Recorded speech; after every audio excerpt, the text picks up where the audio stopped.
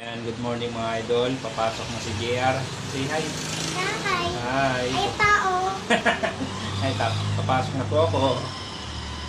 Ayan, papasok na po ako. Papasok na po ako sa school. Saan kayo school? Kuya Giant. Dun sa school ni JR.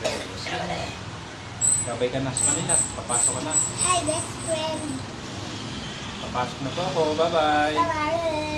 Halo po more. Bye, more. Thank you. Ay, babay tao. Gabay tao.